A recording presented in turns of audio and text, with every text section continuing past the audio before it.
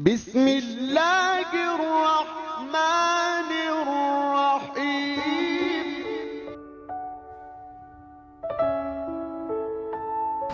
Tidak ada seorang pun dari kalian berwudu lalu menyempurnakan wudunya, kemudian mengucapkan asyhadu an la ilaha illallah wahdahu la syarikalah wa asyhadu anna muhammadan abduhu wa rasuluh. Aku bersaksi bahwasanya tidak ada Tuhan yang paling berhak disembah diibadahi kecuali Allah dan tidak ada sekutu baginya, dan aku bersaksi bahwasanya Muhammad benar-benar hamba dan utusannya, melainkan dibukakan baginya 8 pintu surga, ia dapat memasukinya dari mana saja ia suka. Apa ini? Wudu, hanya wudu, terus syahadat. Kenapa malas wudu? Ini yang masih malas wudu kalau mau tidur nih, siapa ini? Hah? Kenapa malas wudu mau tidur? Wudu, Nabi SAW suruh.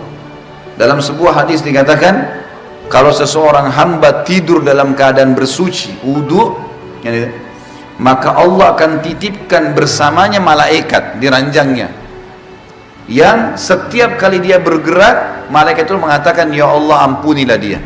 Balik kiri kanan lagi tidur kita nggak sadar, malaikat minta, ya Allah ampuni, ya Allah rahmati.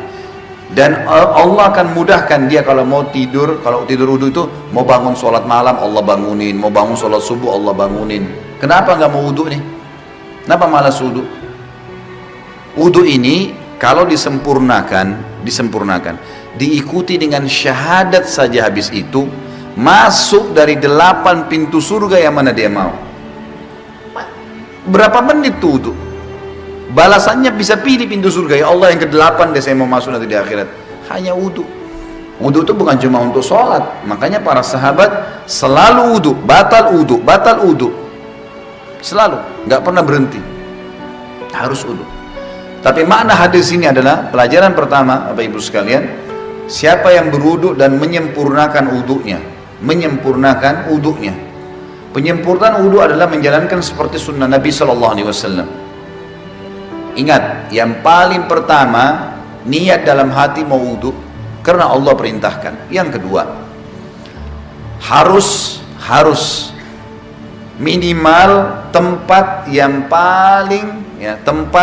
paling standar, minimal ya. Seperti misal wudu itu pergelangan tangan yang diperintahkan, ini pergelangan tangan, ini batas minimal. Penyempurnaannya adalah menyentuh semua batas minimal. Kurang sedikit wudunya nggak sah, sholatnya nggak sah.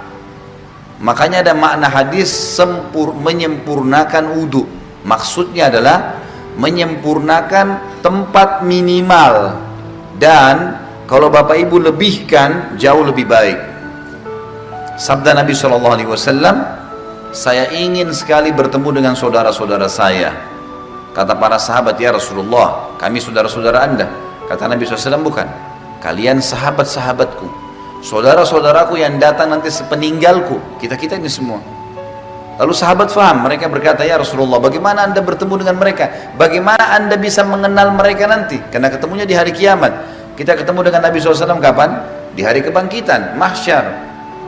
Bagaimana Anda mengenal mereka sementara Anda tidak mungkin kenal mereka, tidak pernah ketemu, mereka juga tidak pernah ketemu dengan Anda? Kata Nabi SAW, sungguh dari tempat-tempat wudunya umatku akan keluar cahaya yang terang, dan tidak ada itu pada umat yang lain. Makna juga daripada hadis ini, kata ulama, adalah wudu itu hanya ada pada umat Muhammad SAW.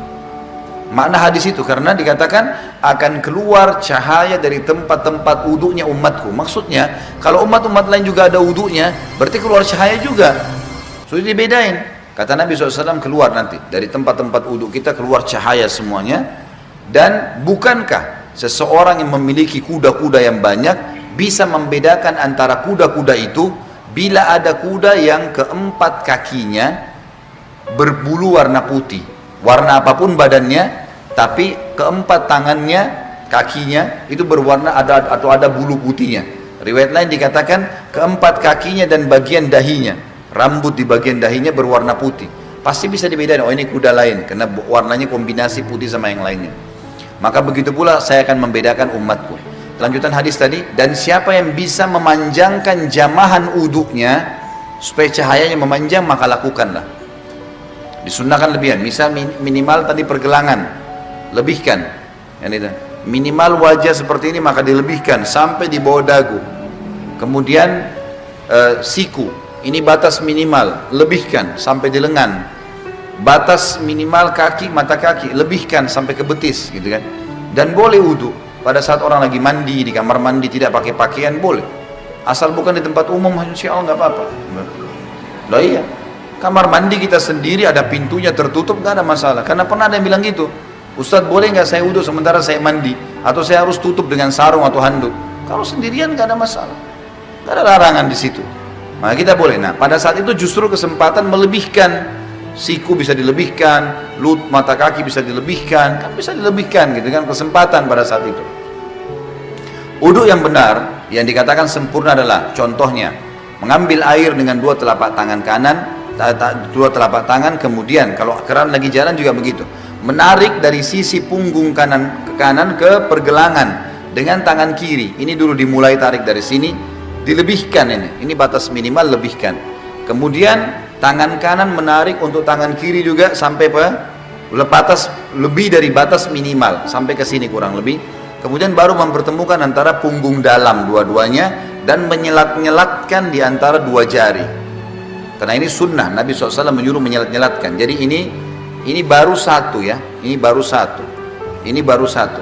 Kemudian diulangin pelan-pelan, sempurnakan. Balasannya hanya sempurnain ini, syahadat masuk surga. Buru-buru gitu kan, pelan-pelan, 1, 2 sampai 3 selesai. Yang selanjutnya mengambil air di telapak tangan, kemudian memasukkan setengahnya ke mulut sambil kumur-kumur, sisanya dihirup di hidung. Kemudian sementara mulut kita kumur-kumur, tangan kiri membuang yang di hidung, baru kemudian yang di mulut dibuang. Itu satu. Sebagian dalam mazhab Malikiyah dianjurkan agar ya menggosok mulut dengan jari. Terutama yang saya katakan adalah di bagian depan gusi, karena biasanya di sini ada lendir yang membuat bau mulut nggak enak. Kita kalau wudhu sebentar misalnya lagi kumur-kumur, bapak ibu coba masukin di bagian depan ini sering ada lendir 4 sisi ini. Itu kalau dikeluarin bau mulutnya jadi hilang.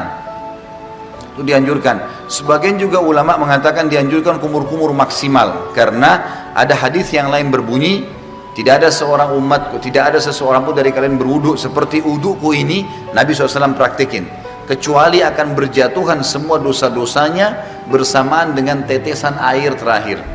Termasuk di sini kumur-kumur dimaksimalin supaya dosa mulutnya jatuh semuanya, gitu kan. Kemudian wajah ini tentu 3 kali diambil, dimasukkan di mulut sambil kumur-kumur, lalu sisanya dihirup, dibuang dengan tangan kiri. 1, 2, 3.